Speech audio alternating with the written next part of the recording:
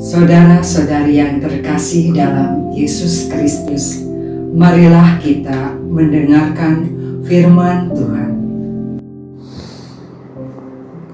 Bacaan pertama. Bacaan dari kitab pertama Raja-Raja. Sekali peristiwa, Nabi Elia bersiap-siap lalu pergi ke Sarfat.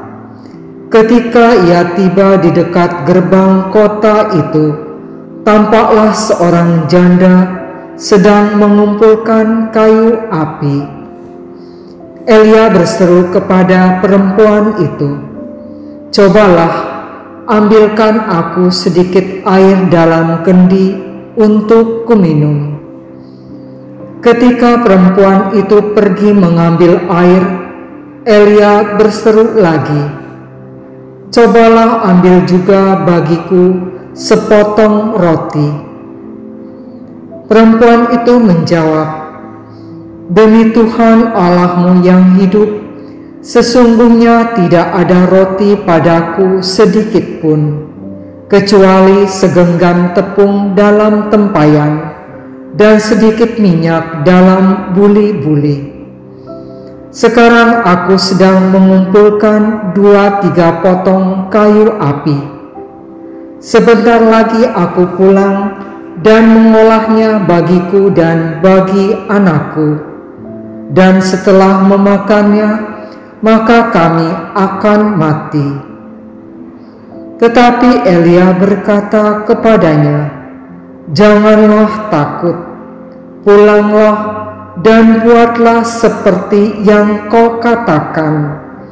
Tetapi buatlah lebih dulu bagiku sepotong roti bundar kecil daripadanya, dan bawalah kepadaku.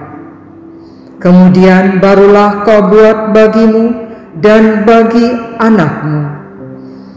Sebab beginilah firman Tuhan Allah Israel, tepung dalam tempayan itu takkan habis, dan minyak dalam buli-buli itu pun takkan berkurang, sampai tiba waktunya Tuhan menurunkan hujan ke atas muka bumi." Maka pergilah perempuan itu berbuat seperti yang dikatakan oleh Elia. Maka Elia, perempuan itu dan anaknya mendapat makanan beberapa waktu lamanya. Tepung dalam tempayan itu tidak habis, dan minyak dalam buli-buli itu tidak berkurang, sesuai dengan firman Tuhan yang diucapkannya dengan perantaraan Elia. Demikianlah sabda Tuhan. Syukur kepada Allah. Bacaan kedua. Bacaan dari surat kepada orang Ibrani. Saudara-saudara, Kristus telah masuk ke dalam tempat kudus, bukan yang buatan tangan manusia, yang hanya merupakan gambaran dari tempat kudus yang sejati, tetapi ke dalam surga sendiri, untuk menghadap hadirat Allah demi kepentingan kita. Ia pun tidak berulang-ulang masuk untuk mempersembahkan dirinya sendiri, sebagaimana Imam Agung setiap tahun masuk ke dalam tempat kudus, mempersembahkan darah yang bukan darahnya sendiri. Sebab kalau demikian, Kristus harus berulang-ulang menderita sejak dunia ini dijadikan.